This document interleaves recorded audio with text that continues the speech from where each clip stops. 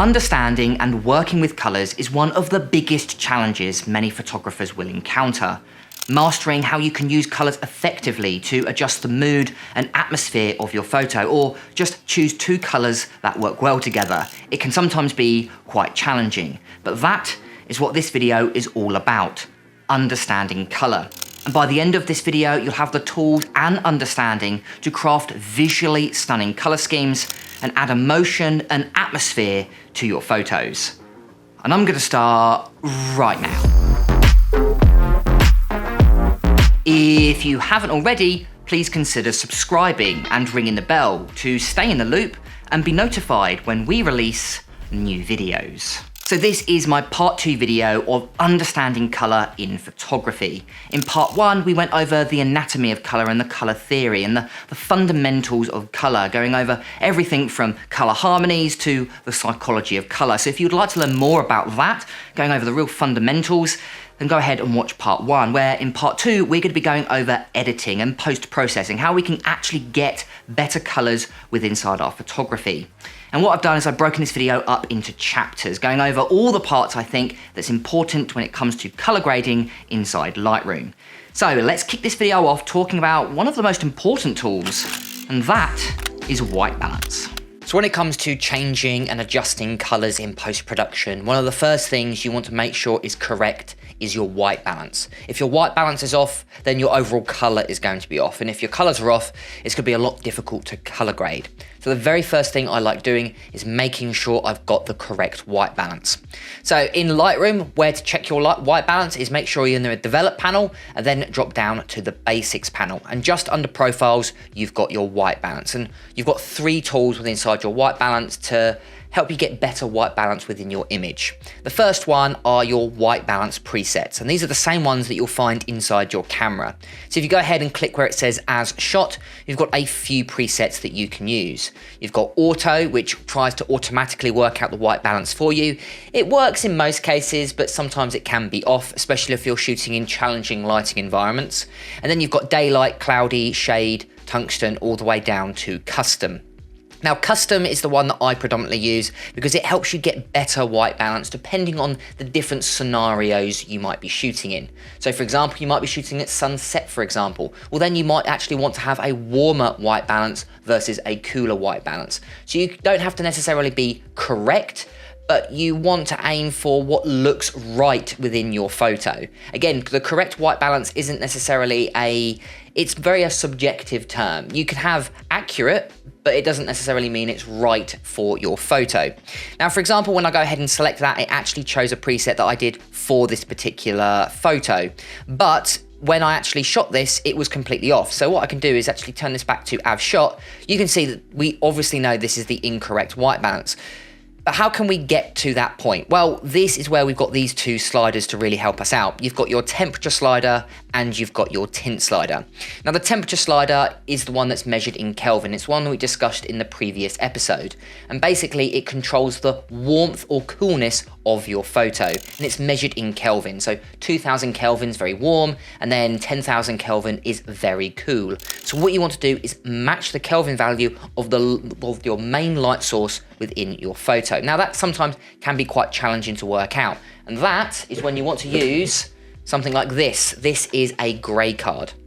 This one's more of an advanced grey card, so we've got some colours underneath, but the main swatch you want to look at is this grey one. And what it is it's a neutral tone swatch, which means if it does have a colour cast over it, it's not to do with the actual colour itself, it's to do with the light source that you're shooting in. So as long as this is grey within your photo, then you know that you've got the correct white balance. Now, if you haven't used something like this, all you'll need to do is find something with a neutral tone in it. Now, that can be anything from, if you're working with portraits, it could be the whites of the eyes, or it could be a variety of other factors, for example. The way to work that out is we can actually use the white balance selector tool. So if you can't work out with the temperature and tint, you can actually use this tool here. All you need to do is go ahead and click, and then it will come up with this targeted picker. Now, as you can see, at the bottom here, you've got your red, green, and blue, and you've got percentage values. And each one of these percentage values will measure how much red is in your photo, how much green, and how much blue. So for example, in this case, we've got 41.4% in red, 45.3% in green, and 35.5% in blue. And ideally, what you want to be doing is looking for something that has very similar values in the red, green, and blue channel. So ideally 50% red, 50% green, and 50% blue. In this case, we're getting quite close. So for here, for example, we've got 52, 57, and 45. They're within 10% of each other. So if we go ahead and click, you can see that actually we're getting the correct white balance. So if you don't actually use a grey card or don't own one, I do recommend buying one, then you can just find something with or the closest to a neutral tone as possible. Now, as you can see, these are the percentage values that we've got. So 3600 Kelvin, which sounds about right for shooting at nighttime, and then 26% in tint here. Now, obviously, if you are still struggling, then you can always manually change it. But the very first thing I always making sure is you've got the correct white balance, and you can use these 3 tools to get better white balance. If you're not too sure, simply use the presets, use the sliders if you want to customize it, and of course, if you are using a grey card or have something with a neutral tone in your photo, you always use the white balance selector. Okay, so now let's move on to my second tool, and that is the color mixer. Now, the color mixer tool in Lightroom is designed to change the anatomy of your colors within your photography. Now, if you haven't watched our first episode, the anatomy of color is your 3 factors that make up color in photography. So you have your hue, your saturation, and luminance. Hue is the type of color. Saturation is the intensity of that color, and then lastly, luminance is the brightness or darkness of that color. And what the color mixer tool does is it allows us to control that and change that within inside our photography.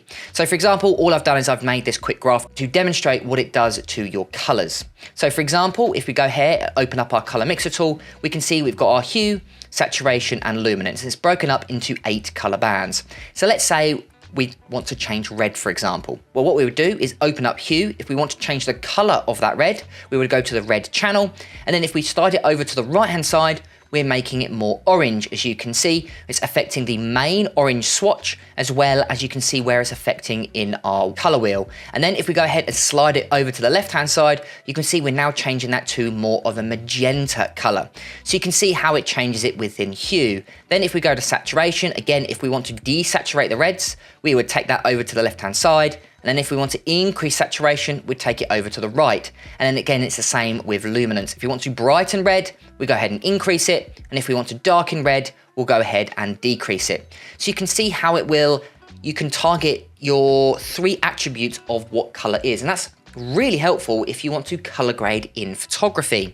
So let's go ahead to our next photo and show you a practical example of this. So let's say I want to color grade this photo here. It's a photo I've taken in Yellowstone National Park. It's of Old Faithful erupting at sunset. It's an amazing photo, but I'm not too happy with the colors in it. I want to adjust them to make them a little bit more warmer. We've got these nice orange yellow tones, but I really want to emphasize that within this photo. And the color mixer tool is probably the best tool to do that. So let's go ahead and adjust them in hue. Now, as you can see, we've predominantly got yellow in this scene. So what we can do is go to the hue, go to the yellow slider, and if I want to make them more orange, I would take the yellow slider and slide it over to the left-hand side. And as you can see, we're now changing that color without affecting any other color in the photo. We're making that yellow more orange. Now, obviously, we've also got a little bit of orange in there as well. So what we can do is take the orange slider and again, take that over to the left. But as you can see, we're going for a very strong effect. So what I might do is reduce these down a little bit further. Now, we've also got a little bit of blue in this image as well. And let's say I want to make that blue a little bit stronger, a little bit more vivid. Well, what I can do is instead of going to hue, I can go over to saturation, drop down to the blue slider, and then go ahead and increase that. And as you can see, we're now adding in saturation, but only to the blue areas of our photo. Now, blue and teal, or aqua in this example, is very similar, so I can also increase that as well. As you can see, we're also impacting that.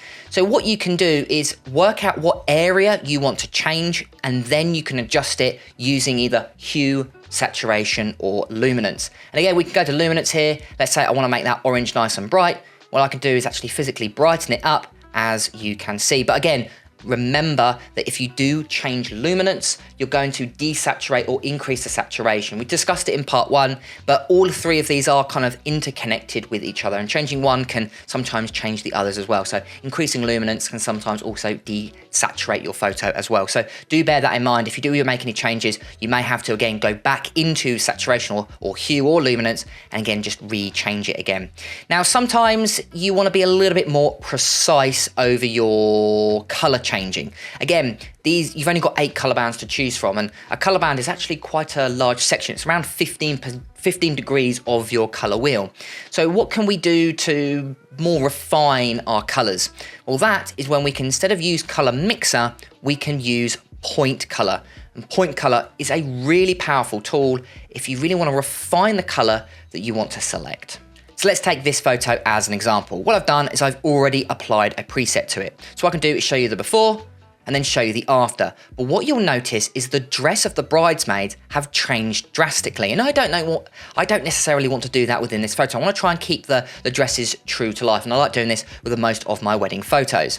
Now, if we use the color mixer, it's going to be too broad. Blue and aqua, there's just too large of a band to select one specific hue. And that is where we can use point color. So for example, to select point color, go ahead and activate it. Click on the eyedropper tool that you can see here, and then go ahead and select on the color that you want to be selected, for example. So I'm gonna go ahead and click.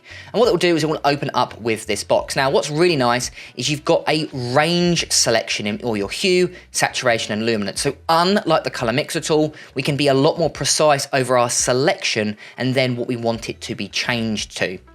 So for example, if I want to go ahead and just select the highly saturated colors, we can go ahead and increase it like so. Or if I just want to decrease it, you can do that also. And then you've also got a hue range, which you can expand and also narrow depending on how much of a hue you want to be selected. So unlike the color mixer tool, which is one band, we can really refine one specific hue, and it can be really, really narrow if you want it to be. Now, if you want to visualize what color you've actually selected in your photo, go right down to the bottom. You've got this little icon here. Go ahead and turn that on, and all the other colors, apart from the color that you've selected, will turn to black and white. And as you can see, all of the dresses are blue, so we know we're only targeting the blue dresses in this photo. So in this particular case, what I might do is I might increase the saturation here, bring back some of that color, and I might also add in slightly change the hue shift towards purple there, and I might go for around 10% there. The saturation shift I might increase to 30, and I might do is also brighten them up slightly as well, go for 10 there. So then if I turn off visualize range, we've now brought back the color in the dress. And to see the before and after, just simply click. You can see the before and after, and that works really well. I'm actually really happy with that. So you can see the dresses haven't really changed much in color, but they're slightly changed, but again, I can refine it further if I want to, but without affecting the rest of any other blue, which is really nice. So use the color mixer tool when you want to be a little bit more broad with the colors that you're changing, and then use point color to refine specific hues if that's something you need. I often use the color mixer tool a lot more, but point color is helpful when you want to create specific adjustments, which sometimes the color mixer tool is a little bit too broad. Okay, now let's move on to my third tool, which is color grading. Now, the color grading tool inside Lightroom is a little bit different versus the tools we've previously discussed. Instead of changing colors that already exist, the color grading panel actually adds colors using exposure instead. And to explain it, I've made this small gradient here. Now, this gradient is a simple black to white gradient, white on the far right, all the way to black, and it slowly and graduates all the way through. So what I'll do is I'll go ahead and open up the color grading panel. And what it's done is it's split up into 3 sections. You've got your shadows, midtones, and highlights. Now, you've got a few ways of displaying it. You can have it displaying it fully, or you can break it down to just shadows, just midtones, and just highlights. So let's start off with the shadows first. Firstly, you've got this giant color wheel, and then underneath that, you've got 5 sliders: hue, saturation, luminance, and then underneath that, you've got blending and balance. Now, hue, again, is the type of color, so what color you want to add to the shadows. Then you've got saturation, which is the amount of color that you're adding to the shadows. And then lastly is luminance, which is the brightness of that color that you're adding to the shadows. But unlike the color mixer tool, which affects a specific band, this affects your shadows instead. So all colors found in the shadows, you're adding in a specific color. So for example, let's go ahead and add in blue, for example. So you can either use the hue slider here, or you can actually drag it around on your color wheel. It's completely up to you. Now I'm going to go ahead and choose hue of 255, and let's go ahead and add in 100% saturation as an example. So you can see it's not affecting the pure blacks, and it's not affecting the midtones and white, it's just affecting the shadows here. And let's say we want to add in an opposite color, a complementary color to the highlights, for example. So let's go ahead and choose a hue of 35. And again, just 100% saturation, just as an example here. You can see that we're adding it just to the highlights. And then it's slowly ahead, it goes back to gray again, midtones we haven't got any colors, and then back to blue again for the shadows. And again, let's go ahead and green for the midtones. You can see how or where that's being applied within our gradient. And just imagine, obviously, you've got a photo here, you can see how it would impact your photo. And then underneath that, we've got these two sliders. Now, blending kind of does what it says on the tin. If you go ahead and increase it, it increases the amount of blending in between the mid-tone shadows and highlights. Now, if you increase it all the way to 100%, you've got a very soft gradient throughout the entire gradient here. Where if we decrease it, you can see that the colors are a little bit more regimented. So the shadows are a little bit smaller, mid-tones and highlights, they don't blend into each other as much.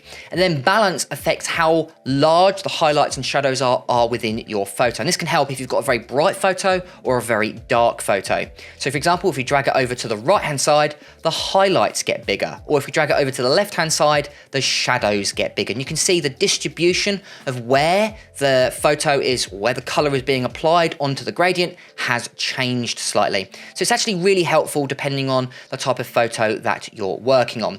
But that's just in theory. Let's have a look at what we can do actually in practice. So let's go ahead and move over to this photo. It's a photo I've taken of a beautiful mountain range. Now, let's say we want to go for a complementary color look. So we want to add a nice warm feel to the highlights and a dark, cool theme to the shadows.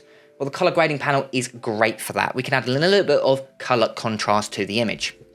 Okay, so let's go ahead, go to our highlights first. Let's go ahead and select a nice warm tone so we can visually see that within the color wheel. So I'm gonna go ahead and choose hue of 35 here. And then I'm gonna go ahead and add in saturation. So look for an area that's got a nice amount of brightness and then go ahead and add that in. I'm gonna add in around 20% in this example. And then let's have a look at the shadows. So we go ahead over to the shadow one here. Let's go ahead and nice in a cool color. This time I'm gonna add in hue of 215. So we can go ahead and choose this blue here. And then again, with the saturation, go ahead and increase it. And you can see, if we go all the way to 100%, all of the shadows are slowly and steadily going more and more blue. Now, I don't like going for too strong of an effect, so I'm gonna go ahead and choose around about 20% again in this example. What I'm gonna do is show you the before and after of just using the color grading tool. So we do the before and the after. In this particular case, it hasn't made a big difference, but when you apply all of the changes together, it can really aid in making your photos look really complementary. Now, it really works when you've got a high contrast image. It doesn't work as much when you've got a lower contrast image, but for portrait photography, I find it actually incredibly helpful because I can add a specific color to the highlights and midtones where the skin tones are, where if I want to add more of a bluer tone to the shadows, it is incredibly helpful. So yeah, the color grading tool is actually really helpful when you use it in combination with the color mixer tool. But let's talk about one more tool that's not technically designed for color grading, but really helpful, and that is the calibration tool. Now, the calibration tool is actually designed to fix a specific issue with photography, and it's all to do with the camera's color science. Now, so far we've talked about the color theory, and it's all colors are made up of 3 primary colors: red, green, and blue. The problem is, colors are subjective, and that's the same situation when it comes to camera brands. Every camera brand has a different idea of what red is or what blue is. So take this graph, for example. This is an oversimplification, but just imagine that Canon, Sony, and Nikon, we've got all 3 colors here. And you can see that the red, green, and blue isn't technically the same across all 3 brands. Technically, they're all right because all of them have red, green, and blue. All of the blues look roughly the same, but they have slight differences between them. That's why some people might say that, oh, I absolutely love Nikon colors, for example, and it's based on these 3 primary colors. So if the primary colors are different, then the overall result of all of the colors are also going to be reflected differently. And that is really what the calibration tool is designed to fix. But what's really nice is you can also use this creatively as well. So let me show you what the calibration tool actually does. So again, go back to this graph that we used previously for the color mixer tool, but instead let's go all the way down to the bottom where we can see calibration. Now inside calibration, you've got your red, green and blue primary channels. So these are global channels and they're split into two sliders, hue and then saturation.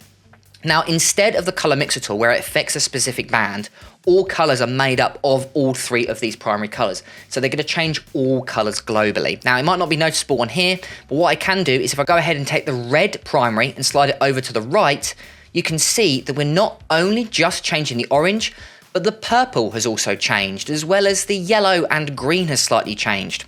Now we can also do the same with the green. So if we take the green primary and take that over to the right, for example, you can see that the yellow has completely lost its intensity. The green has changed color. The blue has also changed color. So we're changing more colors than the color mixer tool because all colors are made up of these three primary colors. And the last one I'll do is I'll just simply show you the blue one. So if we go ahead and take that over to the left, for example, you can see that not only is it affecting the blue, it's also affecting the yellow as well.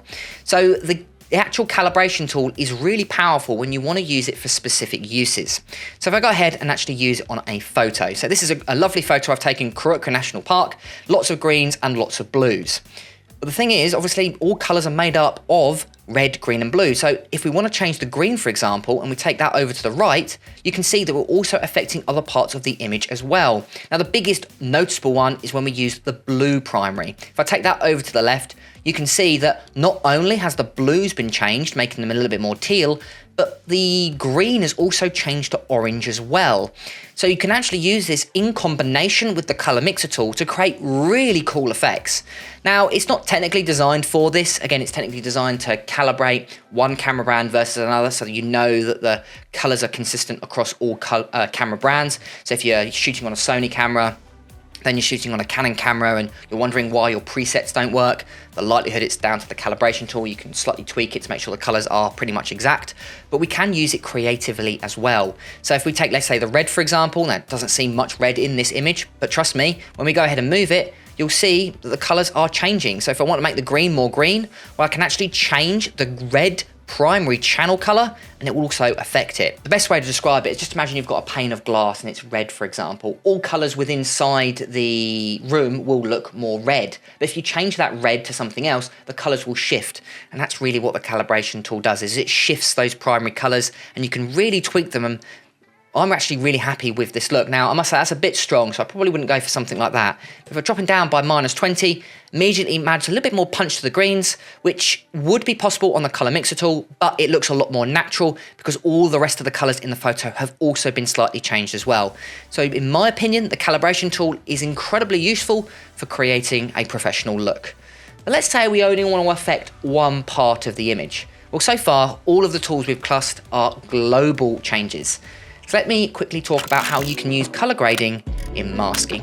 Now, masking is great if you only want to affect a certain part of your photo and create a local adjustment. Maybe you only want to select the sky, for example, or the subject. Well, we can do that within masking and then color grade through that. So it isn't inherently a color grading tool, but it's really helpful if you want to change and adapt colors in a specific area. The problem is with all the other tools we've discussed in this video, especially white balance and the calibration tool, is they affect absolutely everything. So if you only want to affect a certain part of your photo, then I definitely recommend using local adjustments and masking.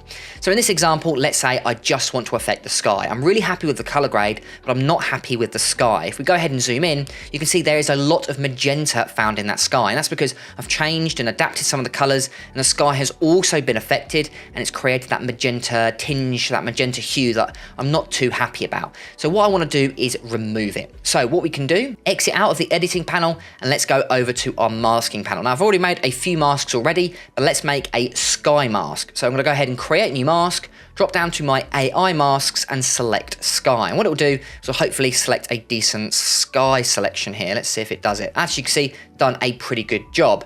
But what happens if I just want to remove magenta? Well, what we can do is go down to all of our effects here, go to where it says color, and this time I want to go to my tint slider. Now, if there's too much magenta, I want to add in green, as green is a complementary color. And if you add in green, you're indirectly removing magenta. Then I'm simply going to go to my tint slider here and drag that over to the left-hand side. Now, we don't want to go too far because now we're adding in too much green, but you want to find the balance between the green and magenta so we end up with nice white clouds. So in this particular case, I think around about -15 in this example works quite well. But I'd also say they're a little bit too warm, so what I can do is now go to the temperature slider and go ahead and slide that over. And again, around about -15, it seems to work really nicely. So what I can do is actually show you the before and after of just the sky mask. If I do before and after, we've made the sky look a little bit more blue, as well as removed that ugly magenta hue without affecting the rest of the photo. So as you can see, you can use local adjustments in color grading when you want to change a specific part of your photo, and it's incredibly helpful. What I can do is now show you the before and after. The sky is really good without any ugly magenta color casting. And there we have it. There is my 2-part series on how you guys can better understand color as a photographer. And hopefully you've learned something new, maybe something about the anatomy of color and how you can utilize that in your post-processing editing workflow, or you've just simply learned a new tool inside Lightroom. And if you have learned something new, make sure to go ahead and subscribe, because I make videos like this every single week. Thank you to all of my YouTube members that are currently supporting the channel. There's actually quite a few of you now, so thank you so much. If you guys want to support the channel and get some awesome perks, including free Lightroom presets, make sure to go ahead to the link in the description. I've been James for Photo Fever, and I'll catch you guys next week.